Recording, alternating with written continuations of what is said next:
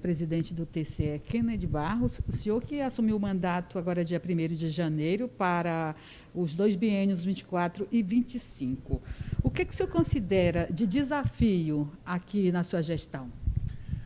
Quando a gente fala em Tribunal de Contas, eu creio, a população, que é quem se destina o trabalho do tribunal, a população é quem banca a sociedade com seus impostos, seus tributos.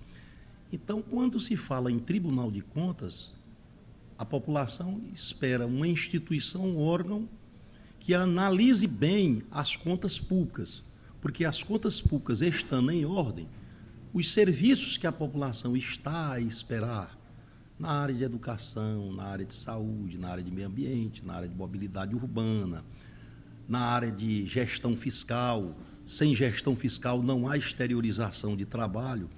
Então, a população automaticamente é levada a saber como andam esses serviços. Então, é esse o desafio de quem está à frente do Tribunal de Contas: monitorar as políticas públicas nas suas mais variadas áreas.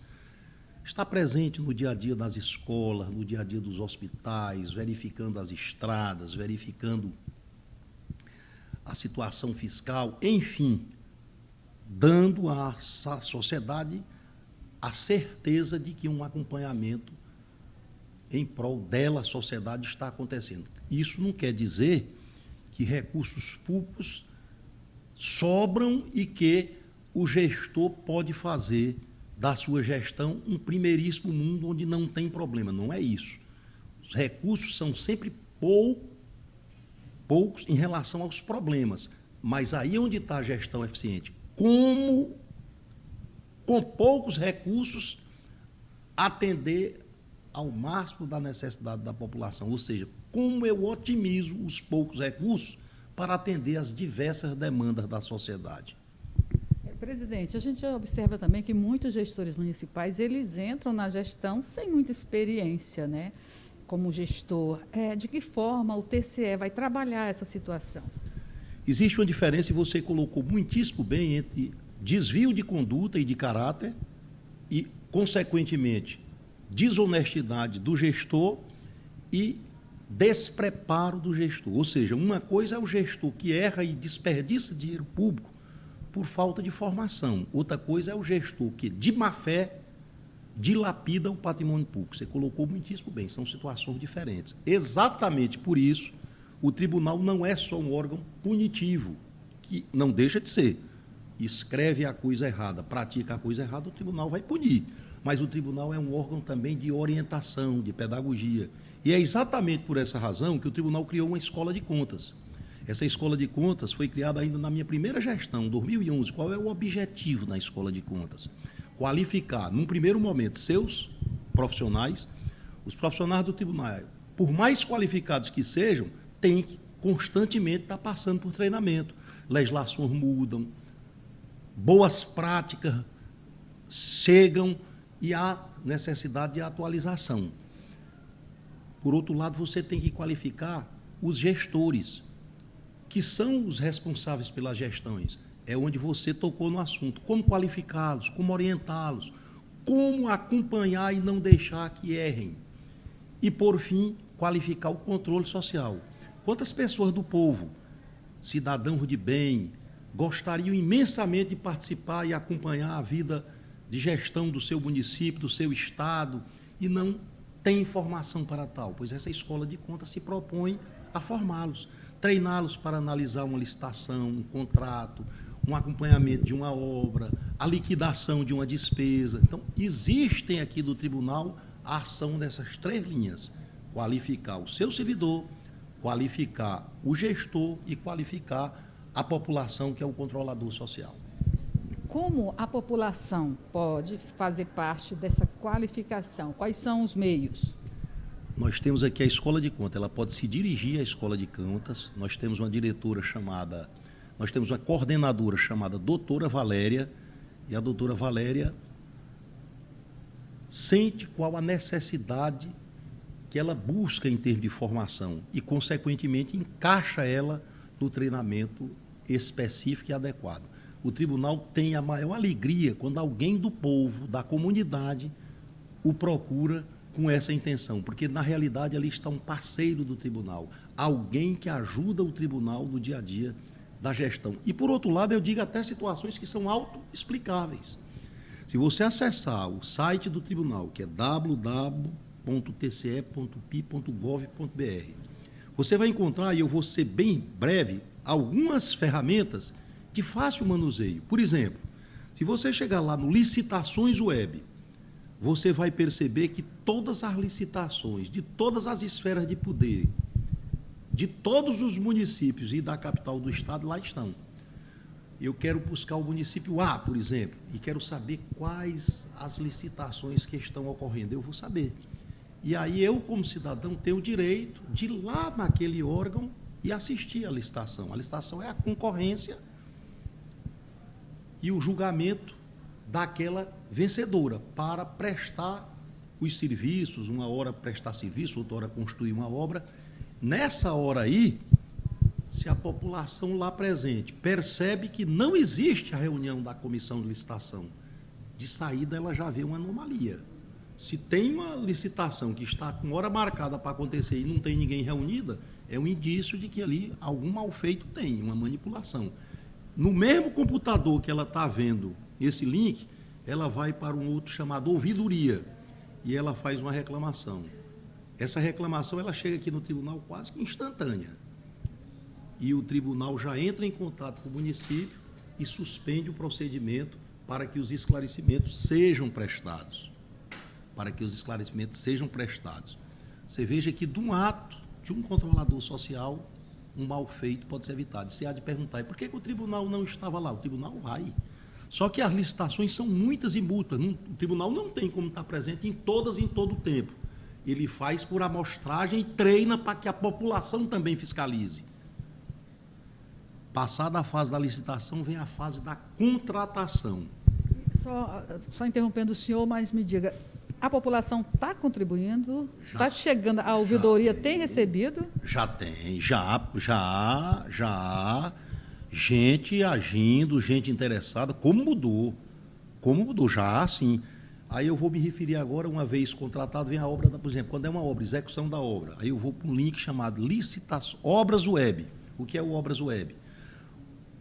Uma construtora que ganhou uma licitação para fazer uma obra, ela passa a receber os recursos e, consequentemente, para executar o projeto. Então, tem um cronograma financeiro, que é o que banca a construção, e um físico, que é a exteriorização da obra. Ora, se alguém da população, chegando a esse link, vai a uma obra que, em tese, é para estar no teto e ela está no alicerce, qual é a anomalia aí? Já foi pago recursos até uma altura e ele não está executado. Naquela mesma ouvidoria que ele reclamou a licitação, ele pode fazer um registro dizendo a situação dessa obra. O que é que faz o tribunal? Manda um técnico lá, o técnico atesta a situação, bloqueia a conta, notifica o gestor e notifica o vencedor da licitação para que em prazo recorde, bote em dia cronograma físico e financeiro. Eu lhe pergunto, quando há um monitoramento dessa forma, como é que a gente pode falar em obra inacabada? Não pode. Se você vai para a área de recurso humano, RH Web, aí é a mesma sistemática. Edital para concurso, a empresa que está vencendo, ela de fato tem aptidão para executar, ou ela está manipulando um concurso, ela sendo idônea e gerou um número de classificados, a lista de aprovação está sendo seguida, todos têm como monitorar. Você veja que eu estou lhe falando aqui de situações que você controla de casa. São ferramentas moderníssimas que fazem parte do dia a dia do nosso Tribunal de Contas. Então, o que nós queremos com isso é o quê? Aproximar a população do tribunal. Porque muitas vezes a população critica e nem sabe da existência disso. Ela critica e critica com razão por não saber que existem mecanismos como esse que eu estou lhe passando aqui para fazer a fiscalização. Na questão de pessoal, contratação, tem uns famosos testes seletivos. Quando que eles são irregulares, presidente? Para você fazer um teste, você tem que submeter a uma concorrência, que é uma licitação. Essa concorrência, passa por apresentação de um edital de exigência. Esse edital diz respeito à credibilidade dessa instituição, à tradição, à experiência dela.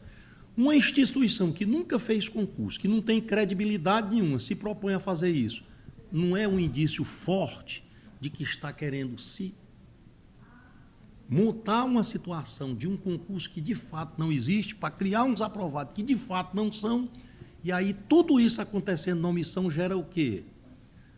Cara, repórter Vilma, o que é que gera?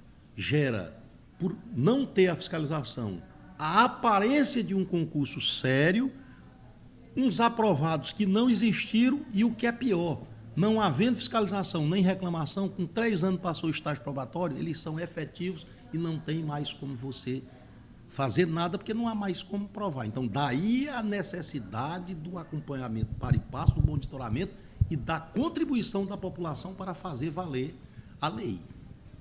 O Tribunal de Contas do Estado agora ganhou uma nova conselheira, né? Como é que está o quadro do tribunal para as atividades, que, claro, são muitas em todo o Piauí? A conselheira que ora chega é alguém com muita experiência no mundo da gestão pública, alguém com experiência no parlamento, alguém com formação na área do direito, alguém com visão de mundo ampla.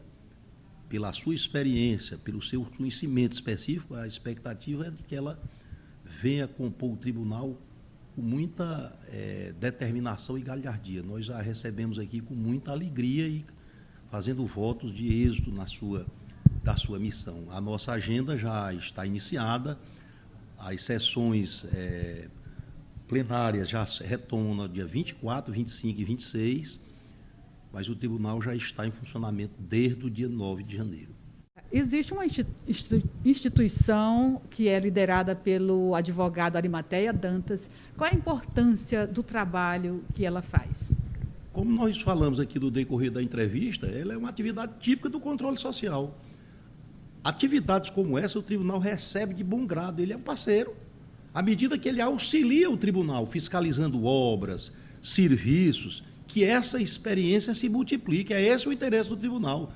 Essa referência que você fez é de um grupo que, inclusive, já veio ao tribunal solicitar treinamento e o tribunal sempre dispõe e abre as portas com a melhor das intenções. Eu quero é que exemplos como esse se multipliquem. Que a imprensa é um parceiro do Tribunal de Contas. A imprensa ela não só informa, ela forma a opinião.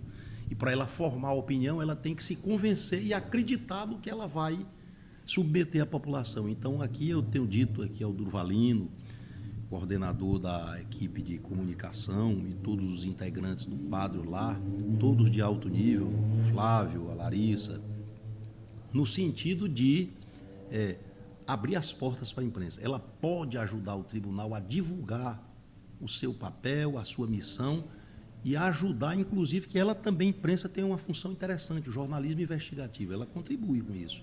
Então, sejam aqui sempre muito bem-vindos e a casa está de porta aberta para recebê-los.